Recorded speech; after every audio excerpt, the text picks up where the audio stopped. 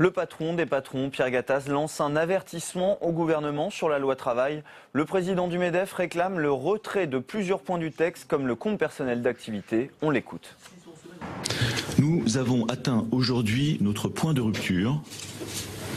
Si rien ne bouge rapidement sur ce texte dans les 3 semaines qui viennent, nous en tirerons les conséquences et le gouvernement et les députés récolteront ce qu'ils auront semé. Nous pourrons alors demander officiellement le retrait du texte, bien évidemment, mais au-delà de ça, je pense que le dialogue social institutionnel risque d'en pâtir beaucoup et que nous demanderons sans doute la suspension des négociations assurance chômage. Et pour réagir à cet ultimatum du MEDEF, nous allons rejoindre Saveria Rojek en salle des conférences du Sénat. Saveria, vous vous trouvez aux côtés d'Éric Bocquet, sénateur communiste du Nord. Éric Bocquet, Pierre Gattaz menace donc de suspendre les négociations sur l'assurance chômage. Si rien ne bouge sur la loi travail, mais même une deadline qui est de 3 semaines, que répondez-vous à cet ultimatum, à ces méthodes ? Écoutez, l'histoire sociale et politique d'un pays, c'est l'histoire d'un rapport de force, qui ne veut pas dire violence, entre le monde du travail et les autres. Et M. Gattaz sent bien aujourd'hui qu'il y a une ouverture devant lui, un gouvernement qui n'a plus beaucoup d'assises, d'un trouble profond dans le peuple français, des questions qui se posent. Les Nuits debout participent de ce mouvement, il y a une forte inquiétude par rapport à l'avenir. Et M. Gattaz sent bien qu'il peut aller dans la surenchère. Voilà. On se demande quand même quelle mouche lui a piqué, parce qu'il était jusqu'à présent, il soutenait plutôt le texte. Et puis là, un ultimatum 3 semaines, c'est assez radical comme propos. Oui, c'est radical, effectivement. C'est la pression des fédérations, peut-être ? Sans doute que ses adhérents lui disent « Allez, il faut y aller, maintenant il faut aller au charbon ». On a eu M. Sellière il y a quelques années qui avait un peu un ton aussi vindicatif à l'époque.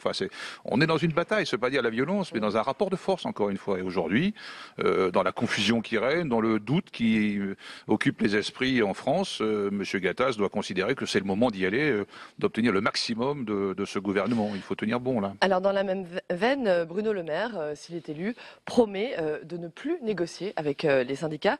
Sinon, on perd des mois pour au final ne pas réformer, je cite. Qu'est-ce que ça vous inspire, ça aussi, de plus passer par les syndicats ? C'est la rupture du dialogue social à la française. Oui, tout à fait. Monsieur Le Maire annonce la couleur avant même d'être désigné comme candidat de sa formation politique. Donc évidemment, je ne militerai pas pour son élection, ça va sans dire. Mais au moins, il annonce la couleur. Mais ça veut dire que, encore une fois, dans cette droitisation à laquelle on assiste dans cette société depuis quelques années maintenant, certains se sentent des ailes pour aller très loin, pour remettre en question l'histoire sociale et politique en France, y compris par rapport aux syndicats, qui sont l'expression démocratique des salariés, qu'on le veuille ou non, même quelle que soit leur force dans le pays. Et d'ailleurs, il faut déplorer qu'ils ne soient pas plus puissants, mais néanmoins, ils existent. Et c'est l'expression des salariés dans l'entreprise. Selon vous, les syndicats facilitent le dialogue social ? Les syndicats... Au contraire, c'est plutôt synonyme d'un blocage et de négociations sur plusieurs mois. Non, l'histoire de France a avancé avec des luttes syndicales puissantes. Vous savez, la France, elle est ce qu'elle est parce qu'il y a eu des luttes syndicales qui ont fait avancer les droits sociaux. Avant qu'il y ait les congés payés, il n'y avait pas de congés payés. Avant qu'il y ait un salaire minimum, il n'y avait pas de salaire minimum. Avant qu'il y ait des CE dans les entreprises, il n'y en avait pas. Tout ça, ce sont des conquêtes et c'est le fait des syndicats avec les salariés. Oui, alors ce que dit Pierre Gattaz, il dit qu'on arrive à la limite du dialogue social à la française.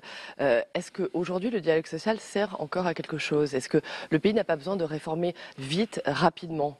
Dans quel sens réformer ? Si c'est réformé dans le sens de l'intérêt général, tout le monde sera d'accord. Si c'est réformé dans le sens que l'on vit depuis quelques années, évidemment, tout le monde ne sera pas d'accord. Et il faut faire respecter les intérêts de tous. Que l'économie fonctionne bien, tout le monde y a intérêt. Mais il faut aussi parler redistribution. Il faudrait aussi regarder un peu du côté du coût du capital. On nous rebat les oreilles régulièrement de parler avec le coût du travail. Parlons un peu des dividendes, parlons un peu de la répartition de la richesse dans ce pays, parlons des inégalités, de l'investissement, de la recherche et du développement. Voilà des sujets qui doivent intéresser les salariés, les syndicats et le patronat. Très bien. Merci beaucoup, Éric Bocquet, d'avoir répondu.